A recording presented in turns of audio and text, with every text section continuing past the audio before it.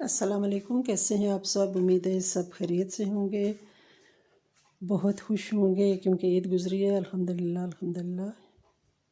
عید جب گزر رہی تھی تو فلسطین والوں کی بہت یاد آ رہی تھی کہ ان کے چھوٹے چھوٹے بچے جن کے پیرنٹس شہید ہو گئے ہیں، وہ مائیں جن کے بچے شہید ہو گئے ہیں، ان کی آج کیا عید ہوگی۔ خیر، یہ اللہ تعالیٰ کا نظام ہے کہ کسی جگہ خوشی ہوتی ہے تو کہیں غم ہوتا ہے۔ ایز اے مسلمان امہ ہم سب کا فرض ہے کہ ہم ان کے غم میں برابر کے شریک رہیں۔ ہم زیادہ تو ان کے لیے کچھ نہیں کر سکتے، بس دعا کر سکتے ہیں اور اپنے جذبات کا اظہار کر سکتے ہیں کہ اللہ پاک انہیں ہمیشہ اپنی خیر و عافیت میں رکھے اور اللہ پاک ان پر رحم کرے، آمین ثم آمین۔ نحمدہ و نصلی علی رسولہ الکریم، اما بعد، فاعوذ باللہ من الشیطان الرجیم، بسم اللہ الرحمن الرحیم۔ آج کی میری ویڈیو کا آغاز میں کرتی ہوں بہت ہی پیاری سورہ یاسین کے بارے میں، اس کی فضیلت اور اس کی اہمیت کے بارے میں۔ قرآن پاک کی کوئی بھی سورت ایسی نہیں ہے جس کا ایک اپنا مقام نہ ہو، لیکن سورہ یاسین اور سورہ طٰ، یہ حدیث میں ہے کہ 1000 سال پہلے ان کا نزول ہو چکا تھا۔ سورہ یاسین قرآن پاک کا دل ہے، اور اگر آپ کو کوئی پریشانی ہے، کوئی مشکلات ہیں، کوئی حاجات ہیں، کچھ بھی نہیں ہے، آپ بہت خوش ہیں، پھر بھی آپ سورہ یاسین فجر کی نماز کے بعد پڑھیں، اللہ پاک آپ کو اتنا سکون دے گا، آپ کے رزق میں برکت دے گا، مزید آپ کو سکون دے گا، آپ کو بچوں کی طرف سے خوشیاں دے گا، آپ کی وہ صحت کی طرف سے خوشیاں دے گا، آپ کو صحت کاملہ عطا کرے گا اور بہت ہی زیادہ آپ کو نوازے گا۔ موسم بہت حسین ہے، بہت ہی پیارا ہے، خوبصورت ویو ہے۔ بارشیں ہونے کے بعد پھر بارش آتی ہے، پھر چلی جاتی ہے، موسم بہار ہے۔ ماشاءاللہ ہرے بھرے درخت ہیں، خوبصورت سما ہے، خوبصورت پودے ہیں، گلاب کھلے ہوئے ہیں، ہر پودا اپنے عروج پہ ہے۔ رمضان ختم ہو چکا ہے، عید بھی گزر چکی ہے، لیکن ہمیں اپنی عبادات میں خشوع و خضوع سے کبھی بھی ہٹنا نہیں چاہیے۔ یہ 1 مہینے کی ہماری پریکٹس تھی، جس میں ہم نے تہجد کی بھی پریکٹس کی۔ جنہوں نے کبھی تہجد نہیں پڑھی ان کی بھی پریکٹس ہو گئی ہوگی۔ 1 مہینہ کافی ہوتا ہے پریکٹس کے لیے، تو وہ تہجد گزار ہو گئے ہوں گے۔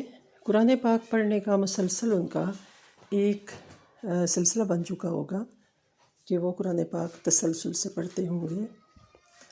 تو جب بھی آپ قرآن پاک پڑھتے ہیں، اپنے حق میں دعا کریں، لوگوں کے سب سے پہلے دوسروں کے حق میں دعا کریں، جو مصیبت زدہ مسلمان ممالک ہیں ان کے لیے دعا کریں، جو آپ کے مصیبت زدہ بہن بھائی ہیں ان کے لیے دعا کریں، جو بیمار ہیں ان کی شفائے کاملہ کے لیے دعا کریں، اور جو غریب غربا ہیں ان کی حاجات پوری کرنے کی دعا کریں۔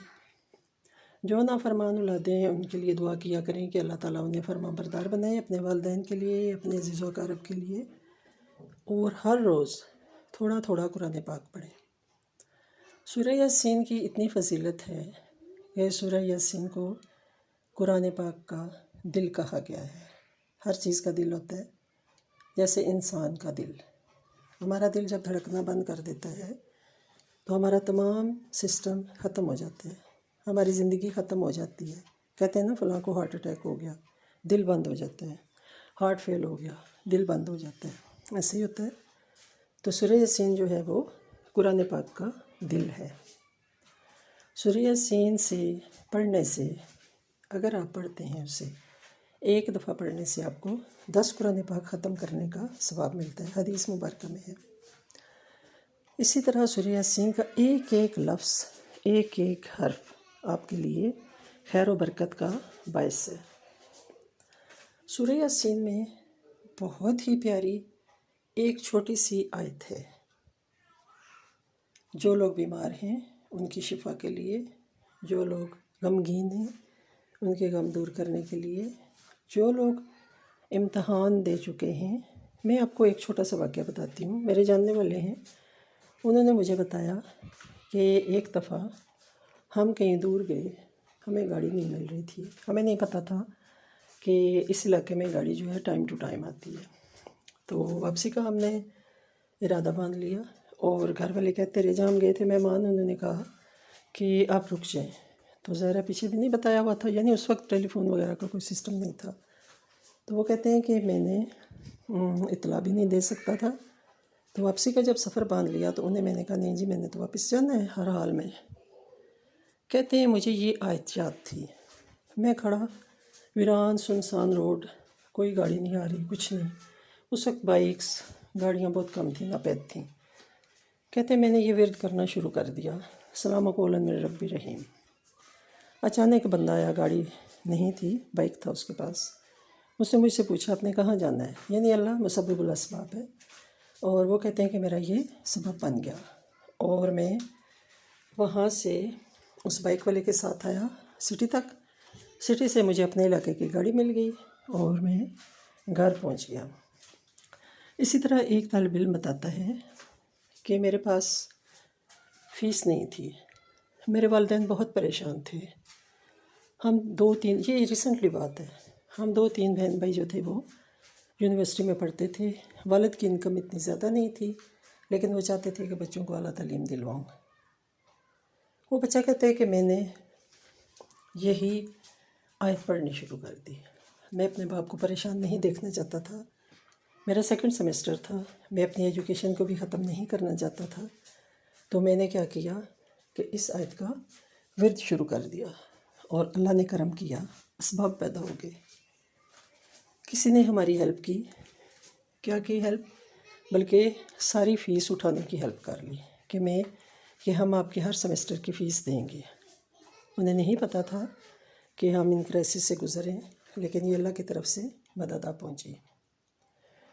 تو پیارے بہن بھائیوں، اللہ کی کلام پڑھنے سے جہاں ہمیں ہدایت ملتی ہے، وہاں یہ کلام، اس کی آیات ہمارے لیے باعث مسرت بھی بنتی ہیں، باعث راحت بھی بنتی ہیں۔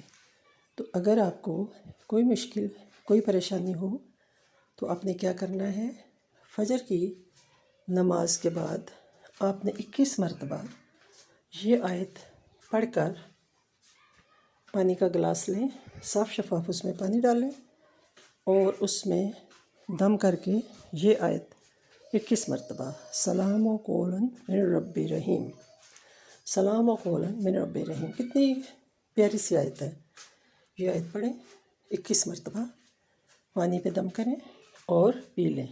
اگر کسی کی حاجت ہے اس کو دیں، وہ بھی پی لیں۔ اگر آپ کے پاس پانی نہیں ہے تو ویسے بھی آپ پڑھ سکتے ہیں۔ دعا میں یاد رکھیے گا، آیت یہ میں نے سامنے مینشن کر دی ہے۔ ملیں گے انشاءاللہ کسی نئے وظیفے کے ساتھ، اچھی آیت کے ساتھ۔ اللہ حافظ، اسٹے بلیسڈ۔